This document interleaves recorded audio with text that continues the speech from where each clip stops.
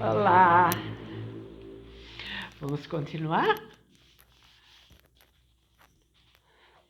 Bom estar aqui de novo com vocês, viu? Vamos lá então, continuando a leitura de onde nós paramos no vídeo anterior.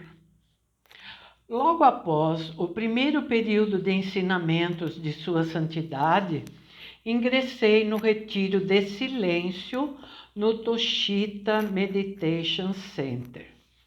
Fiquei num quarto bastante bom, com 2 outros companheiros, um indiano e um uruguaio. Como não era permitido falar, pouco nos conhecemos. Na estante do quarto havia um porta-retratos com a fotografia de um jovem monge de aproximadamente 7 anos, junto com Dalai Lama. Havia fotos de 2 outros monges budistas também.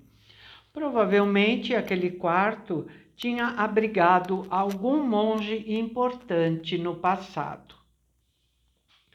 No templo, durante as meditações em grupo, com mais de 80 pessoas, a bonita quietude nos permitia escutar o vento balançando os pinheiros e, por vezes, o ruído dos macacos no telhado. Assim, nas pausas das meditações, quando o guia ministrava instruções sobre o budismo, eu forçava a tosse para não fazer barulho durante os períodos de silêncio. Felizmente e finalmente, a tosse foi vencida. O curso nos fez perceber que o silêncio, diferentemente do que se pensa, é um grande aliado e tem grande poder de cura. Passávamos os dias em meditações guiadas, algumas delas bastante desafiadoras, como a meditação sobre a própria morte, que eram intercaladas por ensinamentos budistas. Nas pausas bebíamos chai, delicioso chá indiano. Nos finais de tarde, o pessoal se reunia para assistir ao sol que deslizava por trás das montanhas de Dharamsala e refletia raios dourados em meio aos galhos das árvores. Certo dia, um macaco grande, pesado e bastante agitado invadiu a sala de meditação, quebrando o silêncio por completo. Era uma cena surreal, pois ele fez muito barulho, causando espanto e susto. Alguns gritaram, outros correram e outros continuaram meditando. Lembrei-me de uma cena que havia presenciado meses atrás. Um monge meditando em meio à natureza, com um cachorro latindo ferozmente às suas costas. Ele fazia um sinal para eu permanecer calmo, quando, na verdade, era ele quem estava em perigo. A invasão daquele macaco no centro de meditação foi considerada um desafio inusitado e natural para ver quem estava firme na prática da meditação. A lembrança da calma daquele monge me ajudou. Fiquei feliz por experimentar os ensinamentos budistas na prática e perceber que quando nossa mente está calma, podemos acalmar tudo à nossa volta. O budismo não propõe a existência de um Deus externo e personalista, que estaria julgando nossas ações de fora ou lá do céu. O budismo coloca a responsabilidade da vida de cada ser humano na sua própria consciência. Além disso, Buda deixou um legado maravilhoso. A chave que pode nos libertar do cativeiro da mente condicionada se dá por meio da compreensão do mecanismo de seu funcionamento. Para isso, existe um caminho, a chamada quarta nobre verdade, que se inicia com uma motivação pura. O budismo ensina isso de uma maneira criativa, por exemplo, na arte, por meio da pintura chamada Roda da Vida. O objetivo deste livro não é o de se aprofundar no Dharma, mas acho honesto de minha parte dizer que o budismo é a única ciência, religião, que tem me ajudado a compreender a mecânica de funcionamento da minha própria mente. No retiro de silêncio, há sessões de perguntas e respostas, mas, para não quebrar o silêncio, os participantes escrevem seus questionamentos em pedaços de papel, que são dirigidos aos guias de meditação. Uma informação que senti ter mexido com todos, e comigo também, foi quando o guia mencionou que nos relacionamentos, em particular nos relacionamentos entre cônjuges, se estabelece uma grande porcentagem de apego. Essa informação me impressionou bastante. Parecia dar pistas sobre o grande desafio existente nos relacionamentos humanos, especialmente no de casais. Assim, iniciei minhas próprias reflexões sobre esse assunto. Compreendi que o amor pleno é algo muito difícil de ser realizado na experiência humana, porque ele deve ser um sentimento desprovido de apego. E tal problema se inicia quando nomeamos a outra pessoa como meu ou minha. E piora quando assinamos um contrato e fazemos uma promessa de futuro, como ocorre nas celebrações tradicionais de casamento, quando, na verdade, não sabemos nada sobre o dia de amanhã. O apego para o budismo parece ser o oposto do amor.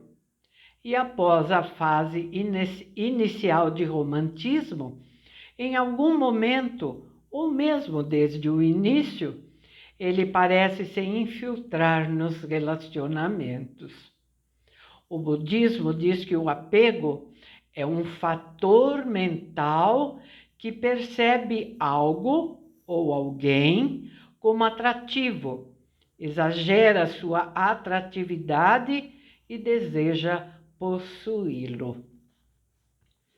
Parece que os seres humanos vivem sim o amor, mas somente em lampejos, justamente por haver uma sobreposição do apego ao amor.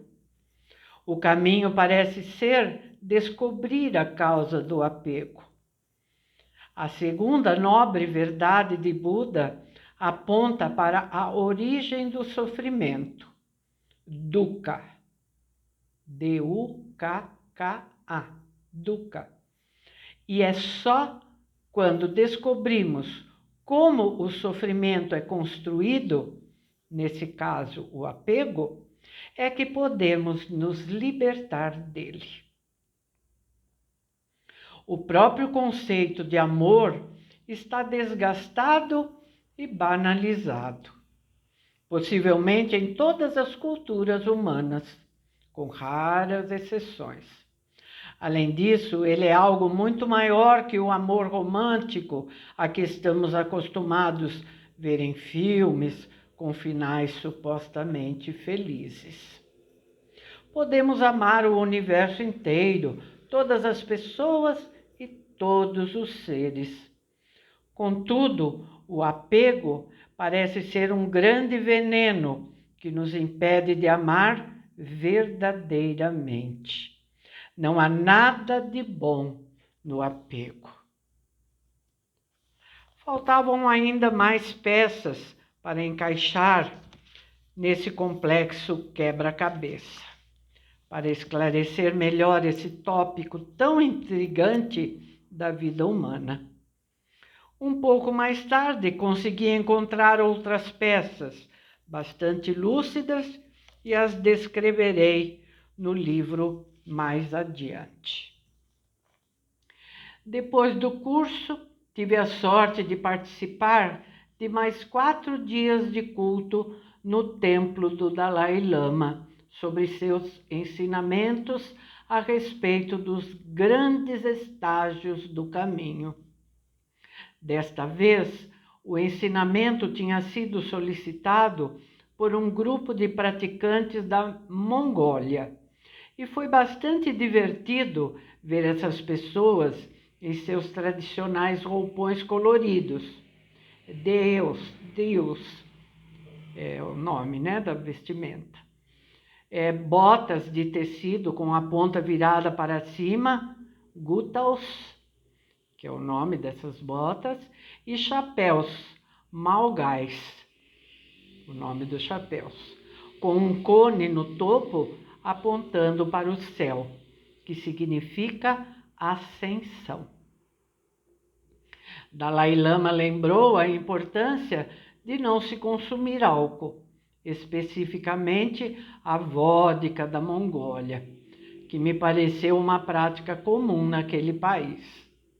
Também os incentivou a não fumar e a não consumirem intoxicantes.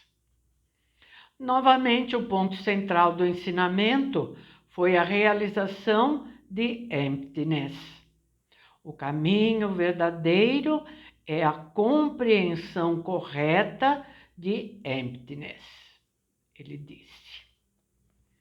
Refletindo sobre os ensinamentos aprendidos sobre emptiness na escola de meditação, que são baseados nos próprios ensinamentos do Dalai Lama, e ouvindo-o falar diretamente sobre isso, ficou claro que a esfera do intelecto é pequena demais para essa compreensão. Somente estados meditativos profundos podem revelar o que emptiness significa. Sua Santidade disse ainda, abre aspas, a ciência, a física quântica em particular, está provando que as coisas não têm uma existência objetiva como elas parecem ter. O budismo é uma grande filosofia e a ciência está provando isso. A fim de desenvolvermos a felicidade, nós precisamos criar um karma virtuoso, que seriam ações virtuosas, não é? E evitar a ganância e o apego. O Sutra do Coração é a base na qual emptiness foi estabelecida. Fecha aspas. Encerrou o líder espiritual do Tibete. Esse capítulo, então, termina aqui.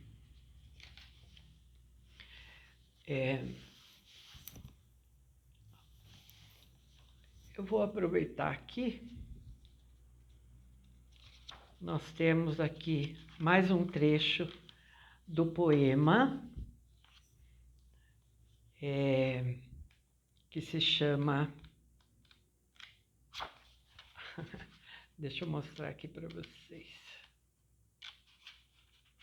Espera aí. Expedição Vida. Para quem não ouviu ainda, por acaso, né, nenhuma parte, o Leandro fez esse poema e ele colocou esse poema em trechos durante o livro. Então, hoje eu vou ler mais um trecho para vocês, que é esse trecho que está aqui, na sequência aqui. Em meio aos trovões e tempestades, crie espaço para celebrar a vida. Mantenha a fé quando o mapa do caminho mudar de desenho, porque isso vai acontecer algumas vezes. Na jornada para o Criador, os caminhos certamente são diferentes, e o que importa é a voz do coração. Ela vem do silêncio e flui como as águas de um rio sedento na direção de um oceano de glória que espera pelo nosso mergulho.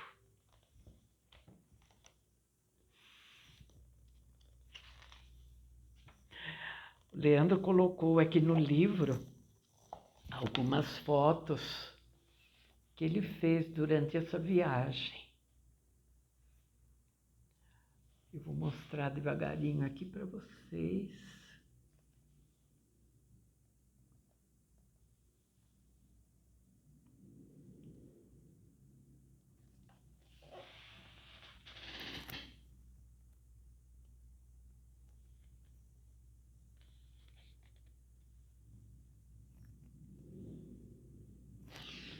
Algumas ele menciona no livro, alguns desses locais, não é?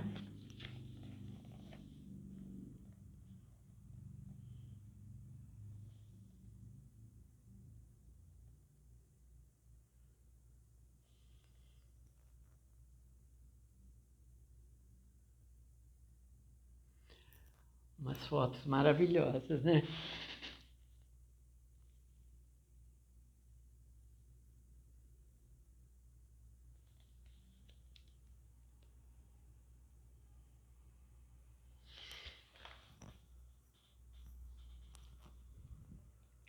Aqui, essa página aqui, ele diz que são as fotos prediletas dele.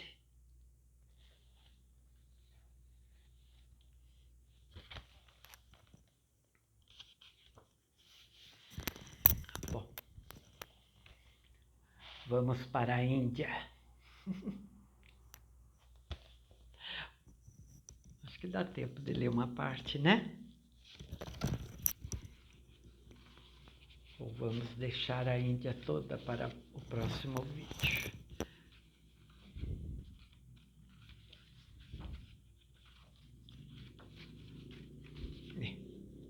Vou ler um pedaço. Temos ainda um tempo, né? Então, Incredible India. Rio Ganges, Varanasi, 2 anos antes da presente viagem. O primeiro choque com a realidade da Índia ocorreu numa viagem anterior. Naquela época, descrevi a experiência que tive em Varanasi, na beira do rio Ganges, da seguinte maneira. Tem uma nota de rodapé aqui. A fonte é o caderno de anotações dele. Então, abre aspas. Isso é como ele descreveu essa primeira experiência dele na Índia. Abre aspas, então. É chocante ver corpos humanos mortos sendo cremados a céu aberto. Você pode esconder essa experiência de você mesmo ou pode tentar tomar um fôlego e encará-la. Decidi-me por enfrentar. Era um final de tarde. Entrei por um labirinto muito antigo e um tanto escuro, com corredores estreitos e úmidos. Segui por uma passagem que levava em direção ao rio Ganges e no caminho vi um rapaz jovem sentado no chão. Absorto, pintava um quadro. Era o desenho de uma divindade saindo de dentro de uma flor de lótus, tocando um instrumento de corda rústico com uma bola branca atrás da cabeça, que lembrava a lua. Os olhos do jovem pintor eram calmos, como se ele estivesse no céu. No entanto, estávamos num local de passagem, num corredor estreito da labiríntica e populosa Varanasi, cidade muito frequentada por sadhus, os homens santos hindus. Continuei por aquele beco em direção aos ghats. Nota de rodapé. Os ghats são grandes escadarias que conduzem às margens do rio Ganges. A cidade tem 88 ghats. A maioria é para a cerimônia de banho e pujas, enquanto alguns são usados exclusivamente como sítios de cremação. Então, continuei por aquele beco em direção aos ghats, e era possível sentir o cheiro milenar exalando daqueles corredores de pedra. Era um cheiro quente e úmido, por vezes repugnante e amedrontador. Tudo isso aumentava minha curiosidade. Havia muitos degraus para um lado e para outro, escadas que subiam e outras que desciam. Por vezes, duvidava de meus próprios sentidos. Outro jovem indiano apareceu repentinamente na minha frente e disse: "Come, come." Venha, venha, disse, já adivinhando a minha intenção de assistir à cerimônia de cremação, enquanto captei rapidamente a intenção dele, que era a de ganhar algum dinheiro. Segui-o e subimos os degraus à direita que levavam ao andar superior de um prédio inacabado, de cimento e tijolos crus. Após atravessar outro corredor no segundo piso, foi possível ver pela primeira vez o emblemático rio apelidado carinhosamente como Ganga. Meu guia disse para eu virar e olhar para trás, apontando para algo próximo aos meus calcanhares. Havia algo estranho a 1 metro dos meus pés. Look, veja, né? Eram cinzas, ainda quentes, da parte de um corpo humano, provavelmente o quadril, que é a última a ser consumida pelo fogo, já irreconhecível. Ele se agachou e tocou as cinzas com o dedo. Então se levantou e veio na minha direção. Com o mesmo dedo que havia tocado as cinzas, ele tocou a minha testa para espalhar as cinzas na região entre minhas sobrancelhas. O que você está fazendo? Pensei, não sabendo se aceitava ou não aquilo. O sentimento era bastante estranho, mas para ele parecia normal, e continuou. Come, come. No mesmo andar em que estávamos, ele me guiou até um tipo de varanda que permitia que enxergássemos a fumaça, o fogo e o corpo morto que estava sendo cremado durante o ritual a poucos metros dali. Havia um rapaz indiano assistindo a cena daquela sacada e ele estava obstruindo nossa visão. O jovem que me guiava disse para o rapaz que assistia à cerimônia de cremação sair dali, a fim de que eu pudesse enxergar. e ele ser recompensado com algum dinheiro. Perguntei quem era aquele rapaz, e se entendi bem a resposta, ele era um familiar do morto. Eu disse a ele, no, please, stay. Quer dizer, pare, não, por favor, fique. Mesmo assim, o rapaz não permaneceu. Então me deparei em frente ao corpo envolto em cinza. Envolto em fumaça, e senti como se meu estômago tivesse sendo virado de dentro para fora.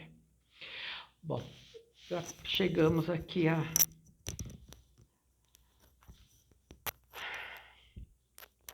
ao nosso tempo.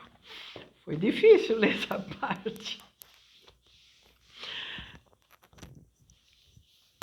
Vamos ver como é que ele vai dar sequência nessa experiência, né?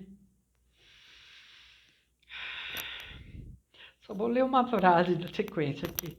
Ali percebi que a Índia tem o poder de chacoalhar nossa estrutura interna. Faz-nos ter certeza de que não sabemos nada de nada. Por aí vai. Amanhã a gente continua no próximo vídeo, tá bom? Até lá então. Obrigada, um abraço.